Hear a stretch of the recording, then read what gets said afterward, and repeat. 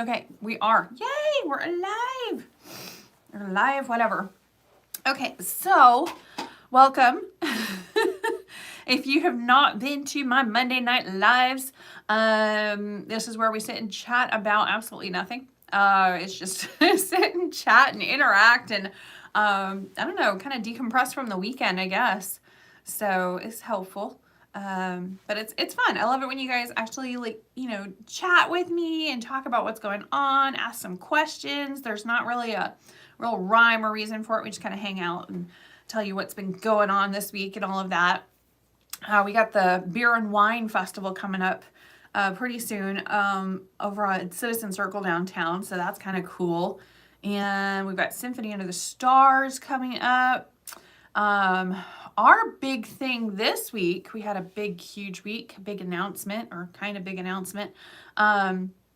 We are switching from WOCA radio station to WITG. So you can actually stream, actually like even Alexa and stuff will actually stream the radio show. So you can actually hear my radio show live now. I get to keep my same time slot and same day. So it's Saturday morning, 10 a.m. And then there's also a part where throughout the week, there's going to be a question of the week selected, and that's already up on the WITG radio station website.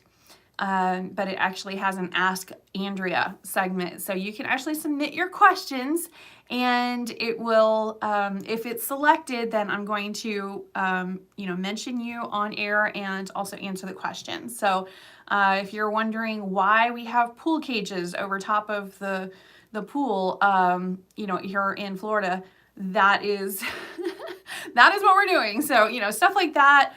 Is it good to have, I don't know. Is it good to have a fenced yard, or what upgrades should you do if you're selling your house, or professional photography, or can you just take the photography when you're selling your house? Just stuff like that. I don't know. Try and stump me. I mean, submit a good one. It's already up there. There's actually a submission form already. And we're actually getting some questions in, which is pretty crazy. So I think those are probably from Facebook. But yeah, you can actually, if you want to put in like how to become a realtor or something like that, whatever you want to submit, you can actually submit it on there. So that'll be fun. And I think it's going to be like, I don't know, on Friday alone, it's going to be done 4 times throughout the day. So kind of exciting there. But yeah, that's a big, huge news for us, because I've been with WOCA for over a year now doing that radio show. And, it's grown and everything, but this other radio station is actually smaller. I know it's a smaller radio station than the one I was at, but the one I was at was like talk radio, and then this is more of classic hits, which is a little more fun, a little more my style. And then also they're more online, a lot more social media presence, a lot more, streaming and digital and stuff like that. So you can actually tell Alexa to play classic hits Ocala, and there I am, if I'm, if it's Saturday at 10 a.m. anyway. So yeah, kind of cool. So we're excited for that one. We've been doing a lot of updating of our information and stuff just to make sure that we are on there. Also, this radio station is like really into doing things with events in the community and live events, and really getting out there. And a lot of nonprofits. It's actually kind of it's classic hits, but it's on like an NPR type state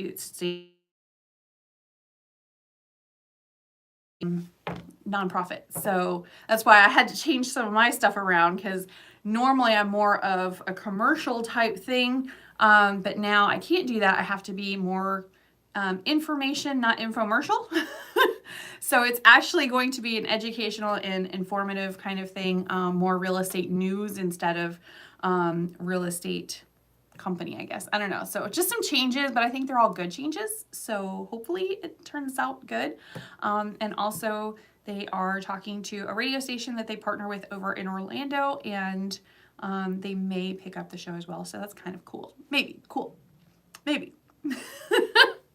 I don't know. Because a lot of the Orlando radio stations we actually get over here. I mean, they've got these massive, like, watt systems, it's like 100,000 watts over there. We've got like 5,000 over here, So a little bit of a difference, a little bit. So I just burnt my mouth. I was trying to eat some soup and I made it too hot, but I was trying to eat. So lately I've been doing the intermittent fasting. The only thing I really and truly learned is I am terrible at it. It's not for everybody. And apparently I'm one of those people. I love food. I was like, oh, I get to eat whatever I want. It's only going to be in this space of time. No, that is a terrible, terrible idea. I've never been so hangry in my life this week. 1 week. I've done it 1 week. And my husband, I was just talking to him and I was like, I'm really struggling with this. I think I should just go to my regular eating that, I've managed to lose like 30 pounds on. And he's like, yeah, I think so too. And I was like, yeah, I wasn't hungry in that. I was starving this week. He's like, well, I think the basic premise of not eating late at night is a good one, but you have a really odd time schedule, so this is not working for you. I was like, yeah, because even in the morning, I'm like angry in the morning and angry in the evening. So like this morning, I'm doing a property management meeting at 10 a.m., but I can't actually eat anything until 11. So everybody's eating muffins in front of me, which I don't care about that. I wanted the coffee, okay? I needed the coffee, and I don't drink black coffee because that's just gross. And if you do, I'm sorry for you. The coffee creamer is what I needed, and I couldn't participate in that. And so everybody's got coffee. I'm ready to start smelling everybody else's coffee. It was just ridiculous. So yeah, no, at 11 a.m. is when I could like start, and that was when I went and got my coffee, but the meeting ran a little bit longer. So for like 15 minutes, I was just kind of not happy. So my husband kept talking and stuff and like saying, like bringing up things that were valid points and things that we wanted to mention, and stuff that we wanted to go over with the group on, like 7-day notices and stuff, and 3-day notices and postings, and just some different stuff like that. And yeah, I was not a happy camper. I was like, this meeting is going over 15. I'm now like 15 minutes longer than my coffee is required. So yeah, no, this is not for me. This it's not for me. Oh, jeez. So everybody that's out there like loving intermittent fasting, they're like, you're just doing it wrong. I probably am. I don't know. I have no idea. But yeah, so we're not gonna be doing that anymore. I promised my husband, I was like, okay, that's after today. I'm not doing that. I'm not. But I tried it. I did. I made it a week without folding. So bad. So what is everybody else up to? What is everyone doing tonight? I have no idea. I'm trying to look at live chat. Okay. I don't have any chats in there yet. So, yeah, we have been crazy busy. Crazy busy. I was looking at some stats today. It was really, really interesting. I thought it was interesting. I'm always in love with stats. But yeah, the National Association of Realtors, NAR, so that's the national, conglomeration or whatever, they actually posted how many members they have nationwide, and it went back, it's monthly all the way back to 1910, and it was crazy. But what was more crazy is looking at it the last couple of years and how it was like 1.6 million realtors in October of last year. 1.6 million realtors. That is a lot of realtors. And that's not all the real estate agents. Okay, licensed real estate agents does not necessarily mean realtors. There's a lot of them that are licensed for real estate that do not join the Realtors Association. So just realtors, 1.6 million. Now, this is just not even 6 months later, but because there was a lot of them struggling with, selling houses during the interest rates spiking, which it was kind of a slow period or whatever, but at the same time, not that slow. I mean, I'm still here. That actually, we've lost 75,000 realtors in the last 6 months. I'm like, that's crazy.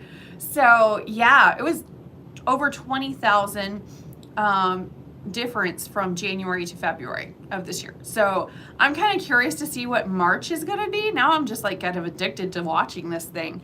But you can see kind of like how the market is doing, how difficult things are around the nation when you see those numbers drop off. So it like spiked and then it like immediately went back down.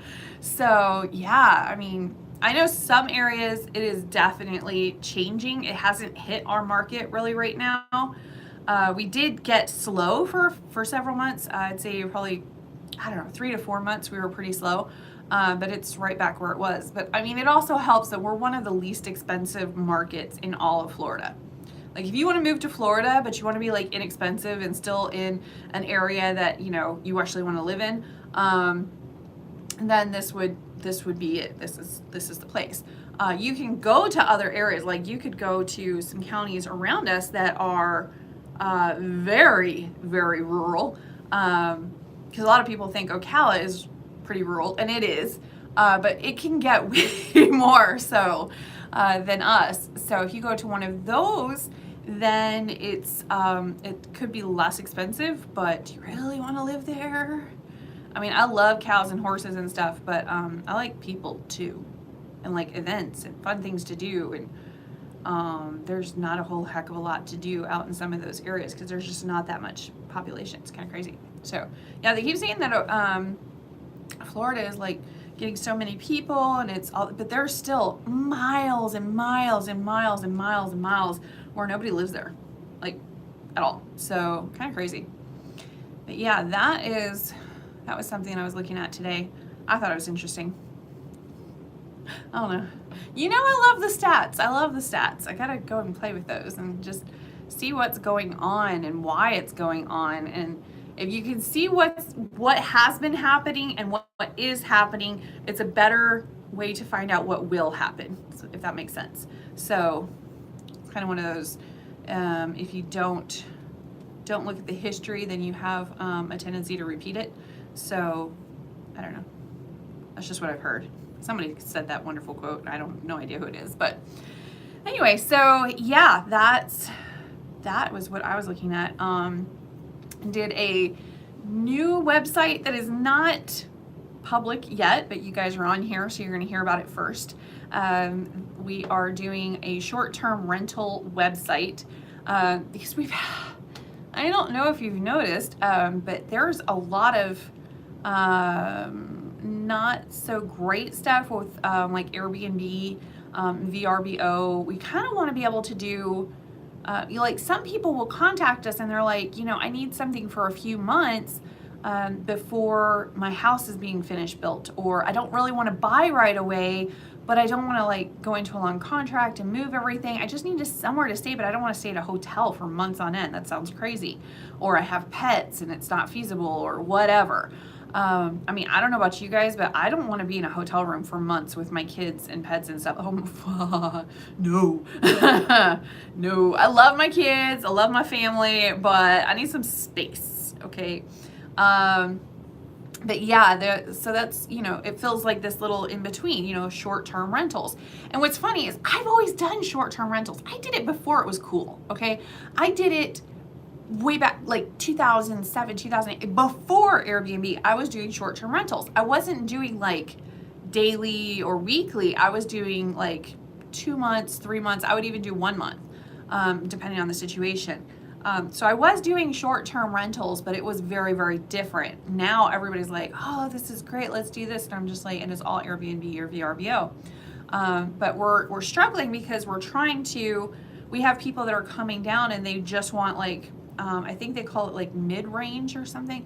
Anyway, they want to go back to that 3-month time frame that I had years ago. But when they do it through like Airbnb or VRBO, there's all these charges, there's all this nonsense. Can they book it for that long? Is another website going to do it? We're struggling with it. So we want to be able to do direct bill. We don't need that system for somebody that's going to be here for months on end, you know, that we're literally bringing over to them. We're not going to send them to the website. It's not user-friendly for that. It is user-friendly for if somebody is shopping around for a place to stay for like a week, and then they can shop different locations and different stuff and what's available at that time. It's great for that. But for our needs, it's not necessarily lining up quite correctly. So we just did a real quick website. Don't laugh when you see it. But it's going to have all of our short-term rentals on it. Excuse me. And it's also going to link to our current website that is for our annual rentals. So we have our annual rentals that goes into like property management and leasing and setting up showings and applications and tenant portals. If you are a tenant, you want to pay your bill, or if you want to turn in a work order for owner, we've got the owner portal on there so they can go in there and get whatever information they need in there. So it's got all of that on our annual rentals, but we didn't have something specifically for the short term. And the annual rentals, I was like, well, we can just put this extra little thing on that and we'll just send them over there and then they can get lost on the website and look for the tab. But that's not really what we were wanting to do. We wanted something specifically for our vacation rentals. So that's what I was working on today in between phone calls and a conference call with my trainer and all of that. Trainer? Coach? Whatever.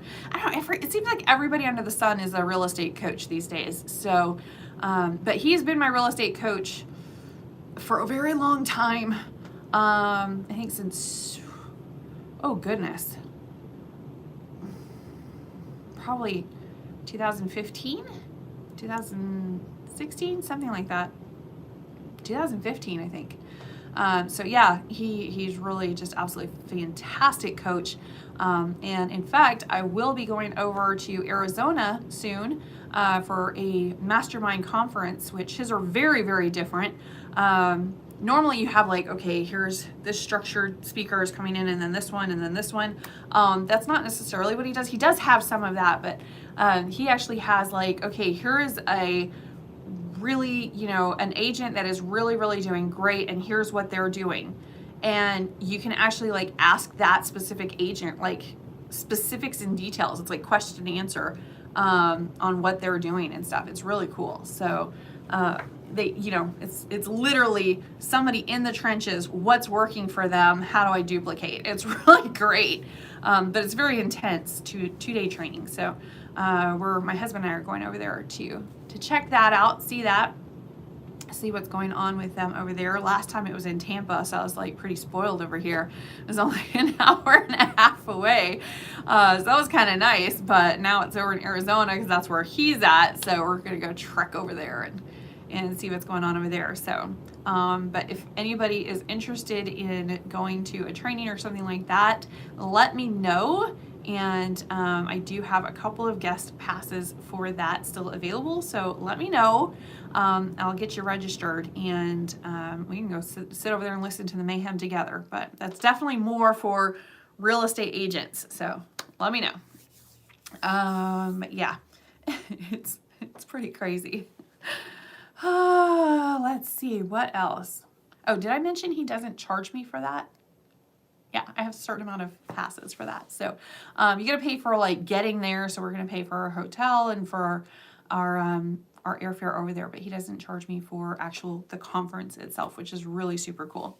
Love that. I'm telling you, I have the best real estate coach. Would not change that up. Everybody's so quiet today. Nobody's on here chatting. It's so weird. I don't even know what to talk about. Let's see. Market Watch. We can always talk about stats. So it's kind of been changing, and not everyone has quite caught up to the changes, I will definitely say. So the house prices were like really, really high, and then the interest rates hit, and so they came down, and then they kind of steadied out. And we started seeing more and more buyers coming back to the market. Now we're like slammed. I think I had like 6 to 10 phone calls today alone, with actually in emails as well. So of people that are interested in purchasing over here or selling or whatever. So things are definitely moving right along in Ocala, Florida. That being said, the houses, the buyers are still thinking that they're going to get like all of their concessions and all that they're going to get like $10,000 or $20,000 off of a listing price, and that's no longer the case. So in fact, houses have started to go up in price again, just marginally, but they are going back up in price. So like, for example, new listings, we had 245, so that's a pretty healthy number, right? Oh, sorry, in case you've not heard this stuff before, these are the residential, I don't know, market things that happen here in Marion County, Florida in the last 7 days. Okay, so the last 7 days, we had 245 listings hit Marion County, Florida. Price increases 108. Okay, now for months now, when I share these prices and this information and these stats or whatever, for months, I've been saying maybe 10, 20 properties have price increases. Hundreds and hundreds are price decreases. And we're still seeing the price decreases. I don't want you to think that we're not. But that price increase, that is slowly ticking up. More and more, we're seeing more price increases. So yeah, we had 108 price increases. Now, price decreases, we still had 305, so there's still, but that's about the same amount we've had as for a while. And last week we did not have that many. We had like 220 price decreases and like 100 price increases. So it's fluctuating. It fluctuates on the daily, depending on who turned in their paperwork from the weekend. But still, it's kind of interesting, you know. What was really interesting is pending sales. That's they were out shopping. They found a house. They put in an offer for the house. The seller accepted that contract. 346. I'm telling you, it's busy. It is busy. So we had 245 come onto the market, and we had 346 go off. So that supply and demand thing, yeah, it's shifting just a bit. Sold, we had 209, which is a pretty healthy number. It's normally in the hundreds, like high hundreds, but still hundreds. And now it's at 209. So it was a nice healthy number. Canceled, we had 44. That's a lot. And let's see, back on the market, we had 83. So just kind of interesting to see where it's all going and what it's doing. It really is. I find it very interesting. Skip says, my mortgage went up $600 last money. How can your mortgage go up $600? If you're not on a fixed rate, that's possible. If you were on an adjustable rate mortgage, which I never, ever, ever recommend those, because we don't know what's going to happen with the interest rate right now. So last month. Okay. I was like, do you mean to say last Monday? What was that? $600? I would be definitely questioning why. Because if you're on a fixed rate, it shouldn't be changing. The only thing I can think is maybe your property taxes, but that's a pretty crazy amount for your property tax. Maybe your insurance. If it's your insurance, you can contact other insurance providers, home insurance providers, and see if you can get a better rate from whatever in this universe you've got going on with that. So I would want to know why. I mean, $600 a month, that is crazy. It should be going down, not up. I mean, if you have like PMI and then you have gone in sufficient time or whatever, and you can have that. Sometimes you can have that taken off.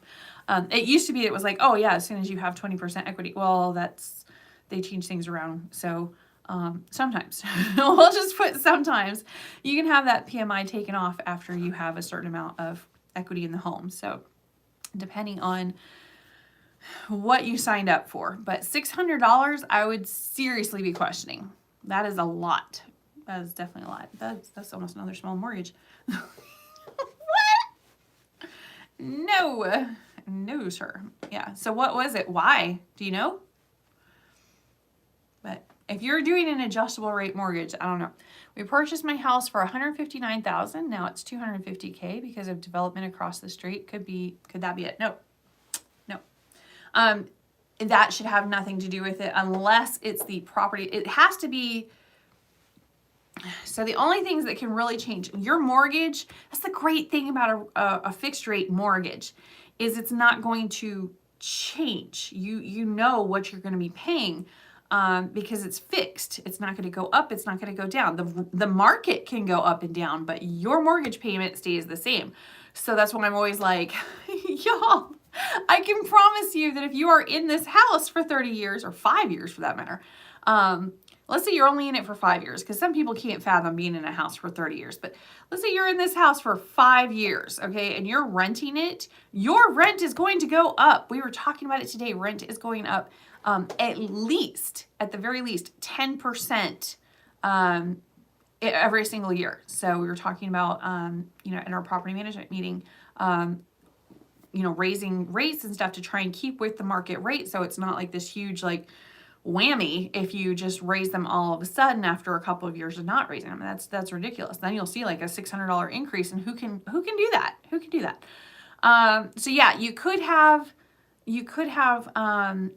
something with if you're on an adjustable rate mortgage. I never ever recommend an adjustable rate mortgage, especially with a low interest rate. So a lot of people were getting houses at a 2 or 3% interest rate, and they were still signing up for an adjustable rate mortgage because their monthly payments were a little bit lower.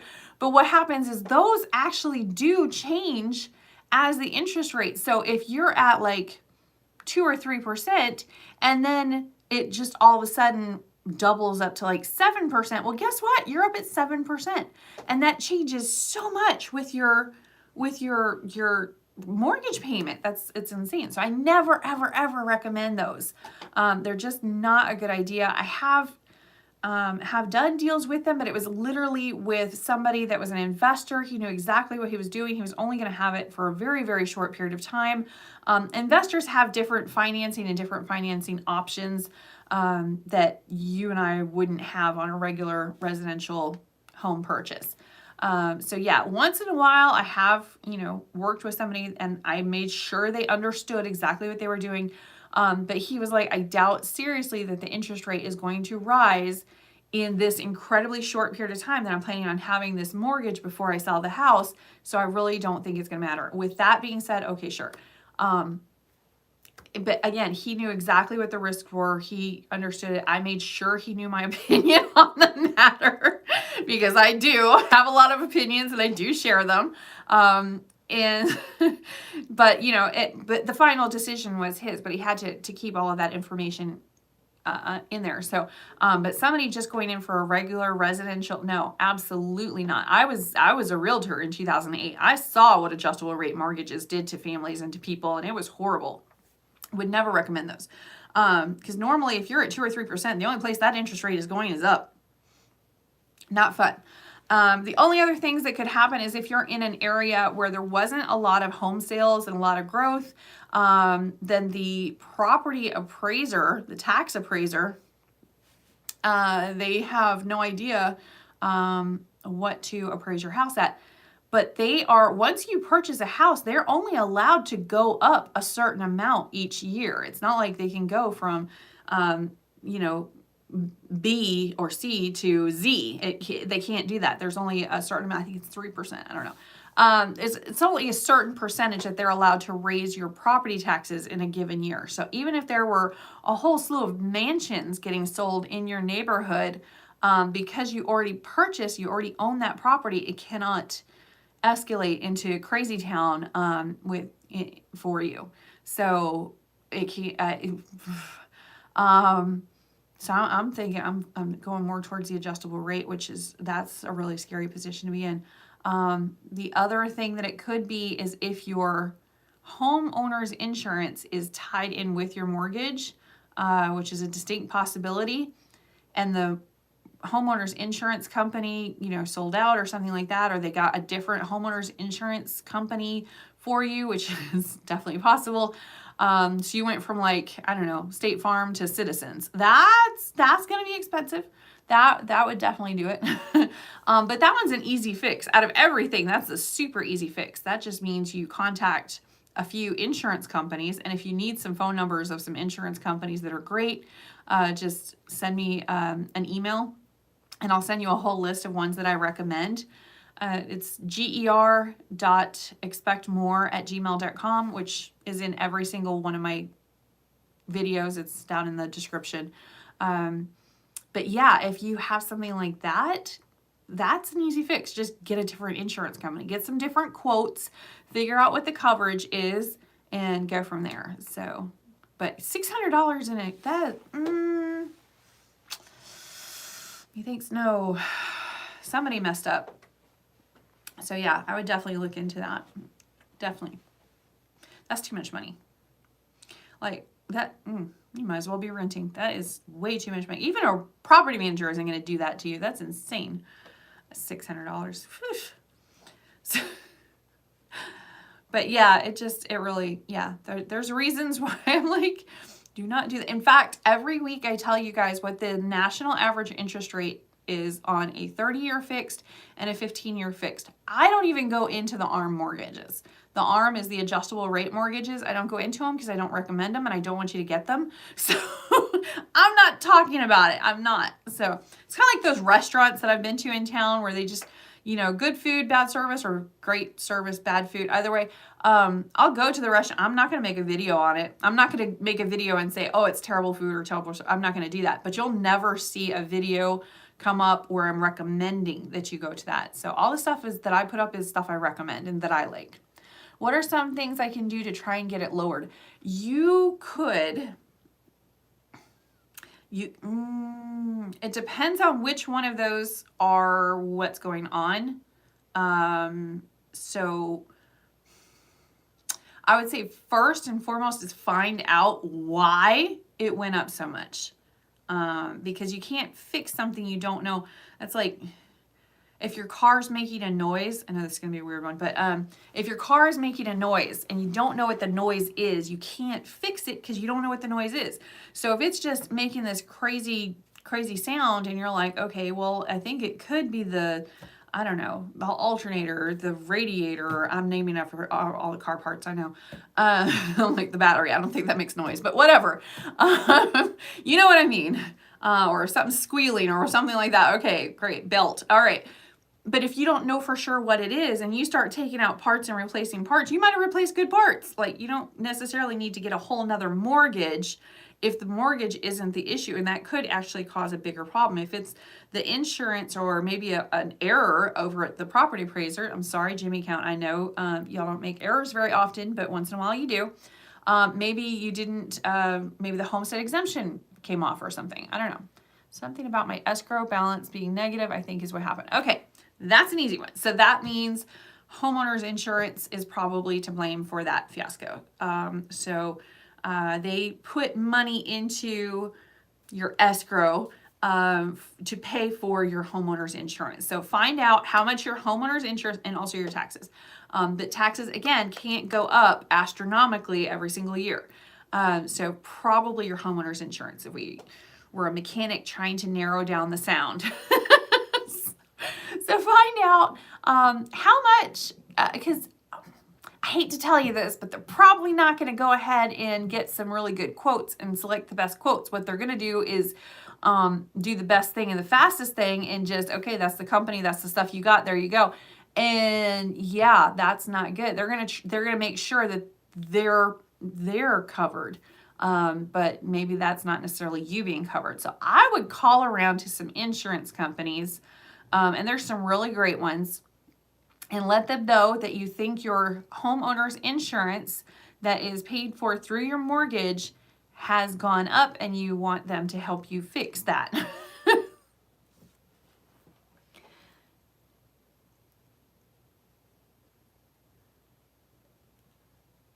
Okay. Well, I'm glad. Thank you for watching. I think there was a little too much information in there, but okay. So, So yeah, hopefully that should help you out with that. I was just reading one of the comments. Sorry, guys. It was like a little half paragraph that just popped up all of a sudden. I'm like, okay. So yeah, definitely looking into that would be helpful, I think. I don't know. That's a good question though. That is a really good question. But yeah, I know a lot of people saw that property taxes went up this year. But that's another great thing about owning the home instead of renting is they can't go up that much. They can't go up that. It's great. Definitely look into your homestead exemption. Make sure that you've got your homestead exemption and all of that in there. But yeah, you should be good. There was a question recently that came up about whether you had to be a resident of Florida for over a year before you can get the homestead exemption. No, not at all. You can go ahead and apply for that homestead exemption right away. As soon as you have a driver's license in Florida and a utility bill, I'd march myself right down there and say, hey, I bought a house here and I'm a resident and I would like the discounts that I am entitled to. Here you go. So yeah, you don't want to mess with those. And there are other exemptions too, okay? Just keep that in mind. If you are a veteran, if you are a disabled veteran especially, make sure you get those discounts on your property taxes. If you are, what's the other one? If you're over 65 years of age. So if you guys have a family member that is over 65 or you yourselves are over 65 and you are in our county or state or whatever, make sure to go to the property appraisers and get your other exemptions because you can stack them. It's great. So you got the homestead exemption. That's the big one. You got maybe veteran and then maybe over 65. You're going to have like an $11 property tax bill for the year. Something. I've seen those before. I really have. And if it's a 100% disabled veteran, I don't believe they pay property taxes at all. So, yeah, double check that. But, you know, if it's disabled veteran, it just depends on, I guess, how disabled is. It's literally a thing. So, but yeah, check into that. There's a lot of exemptions. I think of them as coupon and stacking coupons. I know I was a couponer. I'm not a couponer anymore. I just do not have the time. But back during the recession, I had more time than money. So I was a couponer. And again, before it was cool. I mean, I'm like a trendsetter with this stuff because I was doing it for a while, a couple years. And then all of these extreme couponers on TLC came through and stuff. And then all of a sudden it was harder and harder because they kept changing the rules for all these people that all of a sudden came in and wanted to coupon. So, yeah, but it was great. I would, you know, Kohl's especially, they were great with their coupons. I'd go in there and get a whole bunch of stuff for my daughter for beautiful clothes, brand new clothes, and make sure to stack my coupons and stuff. And I'd walk out of there and they're like, I don't know what to do because I owe you money and I'm not sure how that works. And I'm like, so the manager would come over and they're like, we owe her $8 out of the drawer. How did this happen? So once that was completely, everything on there had a whole bunch of clothes and, you know, all sorts of stuff. And they were like, well, it's free today. I don't even know if I should give you a bag. This feels wrong. And I'm like, as long as I'm not going to get arrested, I don't care. It was, I don't know, but it was, you just had to be careful with your coupons. So, I was always looking at different stuff. So yeah, it was fun. It was a lot of fun. I used to enjoy it quite a bit, but it is very time consuming, extremely time consuming. So, but it helped. My daughter had gorgeous clothes when she was a kid. So, and food and all that kind of stuff. Yeah. When I started dating my husband, first question I asked, or one of the questions that I asked him, excuse me, not the first, but we were dating for a little while, and I was like, if I wasn't here anymore, what one thing would you want to remember me by? And he immediately, like he'd been thinking about it, he immediately said, your food pantry, because I had it like all organized perfectly, and you know, so I knew exactly what I was running low on and whatever. Should I go couponing for this or donate it to the food pantry? All that kind of stuff. It was so quick. It was so quick. He was like, your food pantry. I was like, okay, that's weird. But you know, if you feed them you won't get rid of them. And I'm a pretty good cook, so we're married and it's been like pretty near a decade, so whatever. But yeah, I have a friend, she's always like sharing her sandwiches and stuff, and I was like, stop feeding any of the guys, you'll never get rid of them, they'll follow you. They're like cats, man. That's not good. I would say the same thing in front of my husband and have, so in case you're worried about his feelings or anything, don't worry about it. He knows that man can't boil water. So, all good, all good. All right, I will get off of playing around with that. Any other questions you guys had? That was a really, really good one earlier, so it was a little fun trying to figure out what was making that sound on a $600 increase. Because yeah, I'd probably had a heart attack with that one. That's a lot of money there, bud. Oof. I don't like spending money on anything. I like pretty things. I like stuff. But paying extra money for like mortgage or something like that, that's not fun. That is not fun. I would rather get like nicer rims or something. Car. Yeah. I don't know. I don't know. Maybe get a wrap on my car. I actually thought about getting a wrap for my car, mostly because I really like my paint job and I'm a klutz. So I was actually thinking about wrapping my car, but then I'm like, well, you know, I'd want people to go on the YouTube channel and I would want people to, you know, check out my office, or, you know, it would need to be like for business purposes. But every idea I had of even wrapping the car a little bit just seems so egotistical and so not me. I can't do it. I cannot do it. I thought it'd be cool, you know, if you're at a red light and, you know, there's like a QR code or, excuse me, something like that. It would be a really cool idea to have that, and then they can watch the YouTube channel later. And you know, I can't do it. I honestly cannot do it. So I can't imagine putting my face on the outside of my car. And yeah, no. So my car is unwrapped, and there's no identifiers on my car either, which is actually pretty good. My husband he actually has my SUV, and I went and downsized into a Prius, and because he wanted something bigger and I wanted something smaller. So it works. So he still has, you know, I've got Great Expectations Realty and lettering on, and the logo and stuff and contact phone number on the back of his car, although he has never gotten a phone call for maybe not so great driving, whereas I have gotten them before. So I guess it helps. And then my Prius actually gives a score on how well you drive, and it likes him better than me. But I have gotten my score up.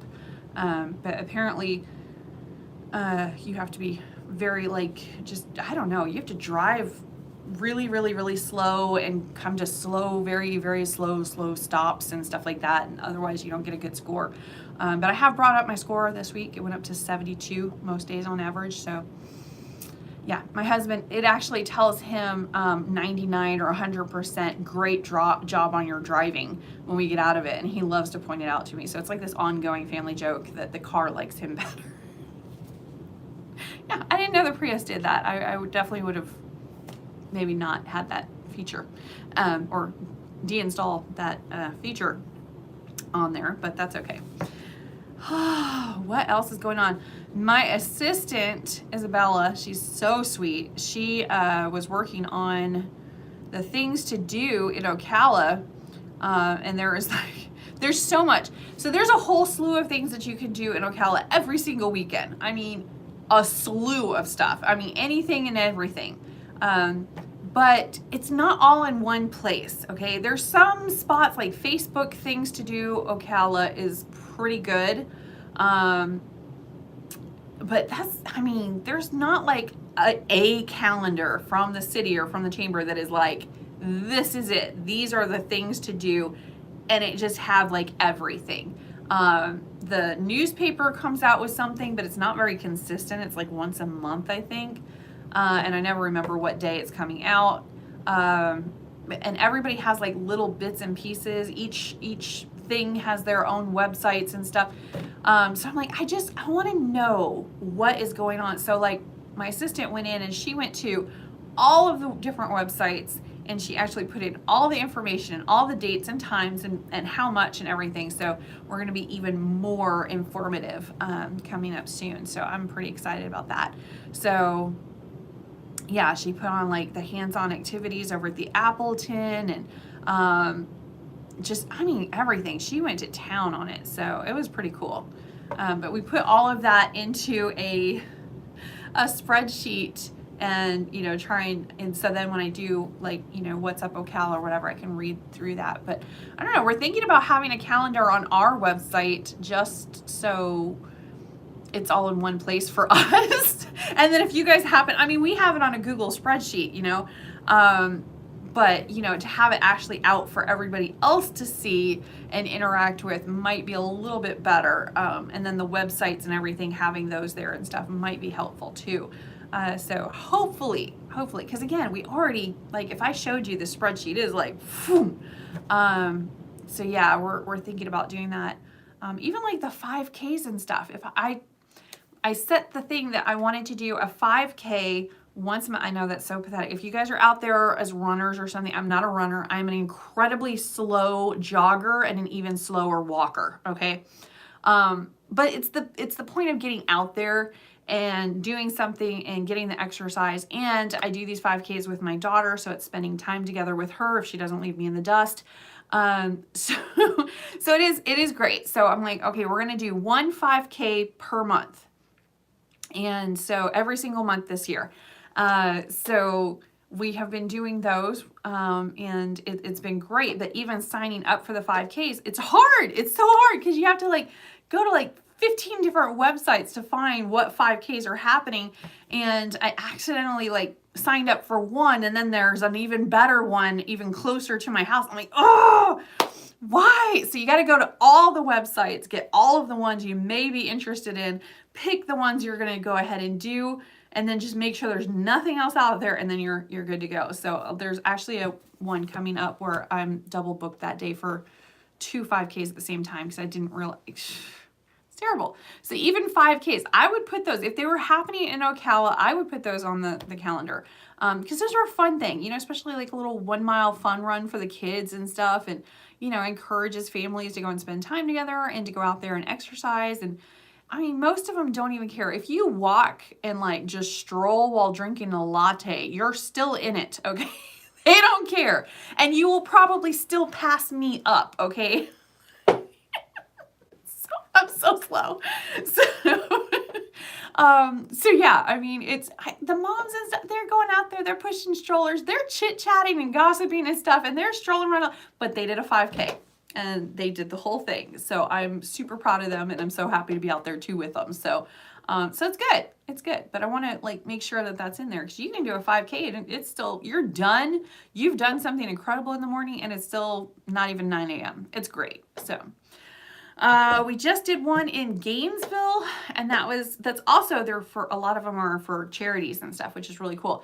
This one was actually a student-run clinic up in UF, where these are medical students that are becoming nurses and doctors and stuff, and they run a clinic, and they help those that are maybe not financially well off, so impoverished or whatever. So this was a 5K to help with their expenses, which are considerable. Because it's not like they're doing insurance and stuff like this. This is just a student-run thing. So I thought it was really cool. I was like, oh, that's like Happy, what is his name? Patch Adams. I always think of Happy something, but no, it's Patch Adams, that movie. Okay, similar, kind of like that. You know, there were medical students that wanted to help with people that needed it in their community. So yeah, pretty cool, right? So that was what that one was for. And then we've got another one coming up in April, which we've already signed up for, which is actually going to be running through Calessa, or walking, depending on who you are. But that one is actually, you know, that subdivision Calessa, it's like a huge subdivision. It's right over by On Top of the World. So it's from the same developer. So on one side of the road, you've got Shalom Park and On Top of the World. And then on the other side of the road, you've got Calessa, which is an all ages community. They're going to have like 20 some miles of walking trails throughout it once it's all done. They just opened their school over there, which is elementary grades right now. I think kindergarten through 2nd grade, but it's going to go eventually all the way up to high school. And then they have the FAST out there as well. And I think that's where we're all parking at, by the way. So the FAST is the Florida Aquatic Swim and Training Center, and it is massive. It's huge pools, lane pools, and inside and then outside as well. It's basically like a stadium set up for competitions and stuff. It's for all of those young people in our community that are basically trying out for the Olympics and actually training for them. It's pretty intense. But yeah, they're going to be doing the 5K all through that. It's a massive housing development, really. But it's, you know, it's only one, I think, phase 2. They're well into phase 2 at this point. But phase 1, I believe, is completed or nearing completion. So it's quite a feat. Eventually, it will be 5,000 houses. Right now, they've got, you know, in the hundreds, but now it's eventually it will be 5,000 houses, which is quite a bit for a fairly small area considering. But yeah, it's pretty amazing. I did a YouTube video of Calessa way back when they didn't even have houses up. So I might do, I'm going to be out there anyway. Maybe I'll do an updated video as I stroll through, and we'll see. But I've definitely done videos on the FAST. My daughter and I love going up there and swimming and racing each other and stuff. My husband is not a huge swimmer, so sometimes he'll go with us and basically put his feet in. He's like, no, he has like zero buoyancy. Okay. Like he's like one of those really naturally lean people. You know, he can like eat an entire pizza and like not gain a pound. It's really annoying. I look at a pizza, smell it, and I gain 5 pounds. That's how that works. But he's just, it's very lean. So when he gets in the water, like I float. He does not. He just sinks. So he doesn't like going in water that's over his head. But I mean, he's 6'4", so there's very little water that he's going to go into where it's over his head. The indoor, on the other hand, outdoor, no problem. Inside, that inside pool, the shallow end is 9 feet deep. So yeah, he would probably not even put his feet in over there. He'd be like, I'll watch. Like, no. So yeah, but it's a lot of fun and we love going over there. They also have a splash pad for the younger kids and stuff to go out and play and get wet out there too. So it's just a fun place. And I've noticed that they put out a whole bunch of lounge chairs, which they didn't have that before. And there's like seating areas, like cabana type things with like ceiling fans, and this is all outdoors. Ceiling fans, and they, you know, they're in the shade, and there's like little tables where you can sit and eat and stuff like that. I'm like, whoa, this is nice. So now that it's starting to get like a little more like comfortable, yeah, it's pretty nice. So anyway, we'll do some updated videos for that stuff because things have changed considerably since what, 1.5 years, 2 years ago when I did that original video, or videos. So the FAST didn't even exist. I'd never even seen it. We knew it was coming, but we didn't know really what it was. The school hadn't opened. I mean, there was a lot of stuff that's changed in this very short period of time.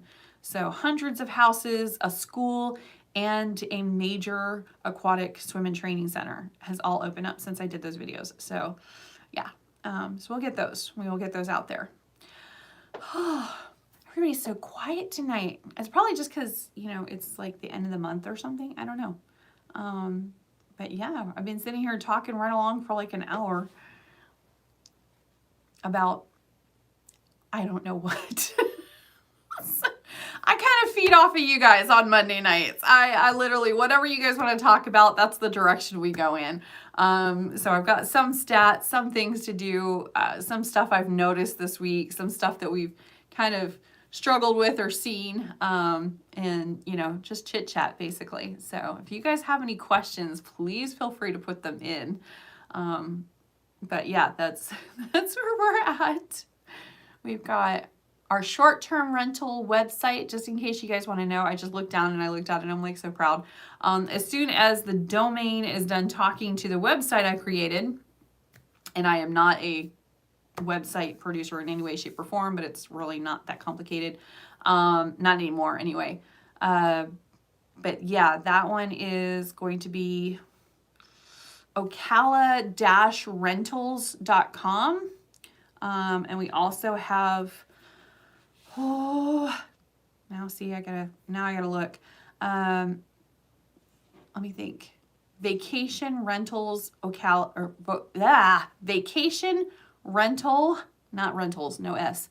So vacationrentalocala.com, and that one's in there as well.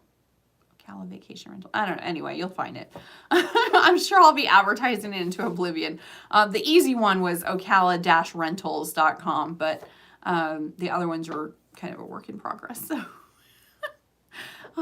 You know, you go in there and try and get domain names anymore, and some people actually make money just by buying domain names and selling them to others.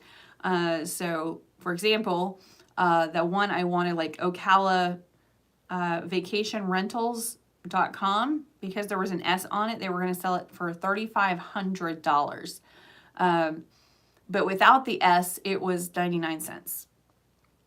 I don't need an S that much, so leave the S off and we're good. Yeah, some craziness. Absolute craziness. I know our website, our Great Expectations Realty website, that was actually somebody else's website. I really wanted the website. We had GreatExpectationsOcala.com, which is still in use. It'll just forward over.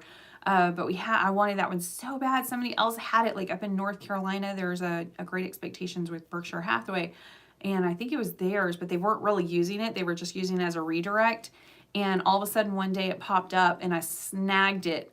And then not even 24 hours later, somebody contacted me and was like, can we buy that? We'll give you $1,000 for it. I'm like, no, I've waited forever for this website to come available. I am keeping it. Thank you very much.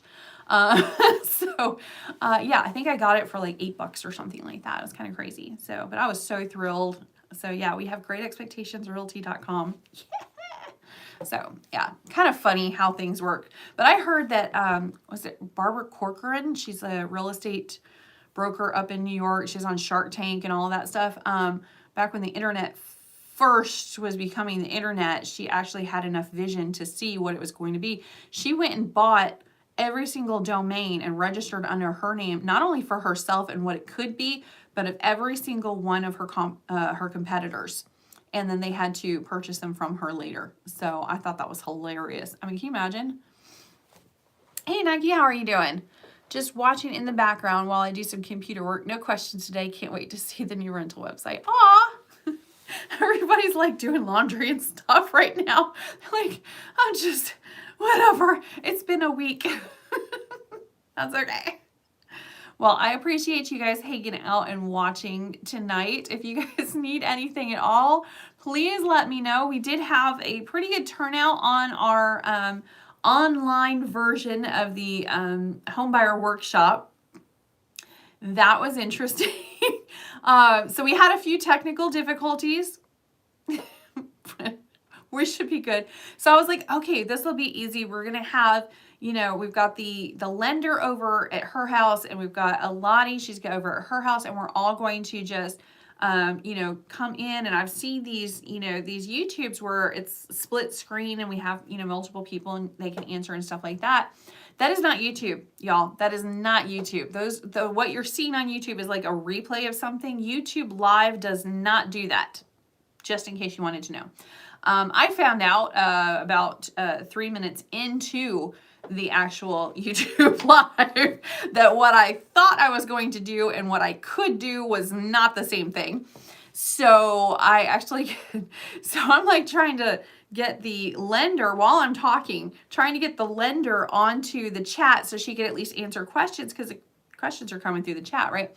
Yeah, no, she couldn't get into the chat either. I don't know why, but she could see and she could hear, but she could not access the chat to save her life. So I'm like, okay, well, that's not working. So I had her call me. Thankfully, I was not using my phone for the video. That would have been problematic. But I put her on speakerphone right in front of the computer. And I was like, it is what it is. And then Lottie was in the chat, but she had some other stuff that she was doing at the same time, because that's Lottie. She's normally doing 15 things at once. So I was actually truly grateful she was only doing 3 things at once that day. But yeah, so we were all, it was just kind of a hot mess. So I'm like, okay, that was crazy. So what we're going to do is we're going to do both. We're going to have everybody here in the office right here. We're all going to be sitting here talking together. We're going to go ahead and do the online version of the homebuyer workshop. But since we're in the office anyway, we're going to go ahead and have the office open for people to come in for the homebuyer workshop as well. So we're going to do both. And the lender and agents that are assisting, they're all going to be here in this room with me. So there won't be any technical difficulties, because technically they will be right beside me. So we shouldn't have any issues with that one. So we'll see. But we're thinking, because it was, even though it was not what I had planned, it was still very helpful to people, and a lot of people asked a lot of questions, and it was really, really great. So we do want to go ahead and do more of those. I wasn't really sure what was going to go on, but it really was great. So we're going to do some more of those coming up. So at least once a month, we'll be doing those home buyer workshops and talking about down payment assistance and how you take title and all sorts of fun stuff. So it should be cool. I know fun stuff is like how you take title, but it really does make a huge difference. So so we will definitely do that. We were actually talking about it today, because sometimes people will come in and they will rent from us, and they will, I'm trying to be really careful. So they will rent from us, and they'll be like, this is my boyfriend, my girlfriend, whatever, and we want to rent a place together. For us, it doesn't matter what your romantic situation is. There's either married or roommates. Aside from that, we don't need to know. Not our business. As far as, legally how we write it out, there's married and there's roommates. Because it's just different. Married has a lot of protections in Florida, like a lot of protections. But other than that, like if you're boyfriend or girlfriend or whatever, you're in the roommate category. That's just what it is. So we were talking about that. There are times where people will purchase property, actually purchase a home, and their significant other, whom they are not married to, is maybe on the title to the house, but not the mortgage. I cannot say how scary that is for what I know about Florida law, and I am most definitely not an attorney, nor do I play one on TV. It is incredibly difficult, if not near impossible, to get them off of that. Even if they have paid absolutely $0 to anything of the house, it does not matter. So normally I make sure that how you take title, you truly understand. Truly understand, because there are different ways to take title in Florida, and they want to make sure that they do it the way you are wanting. So yeah. There's all sorts of weird stuff like that you need to really be aware of.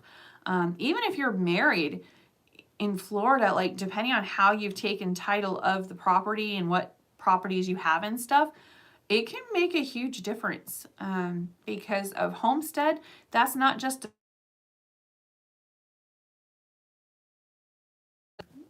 an exemption that you get for tax purposes.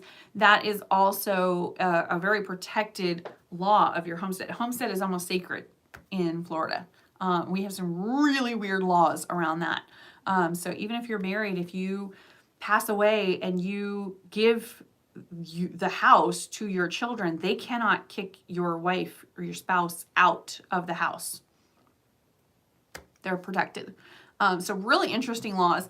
I think a lot of people that have significant income like to purchase in Florida and homestead here in Florida, because it's very difficult to foreclose on a property because of financial issues here, if that's your homesteaded property. So there's just some interesting stuff that I've not seen in any other state law, which they're always like, oh, that's crazy. But we really do, we value property owners, and their rights. So, that's where that goes basically.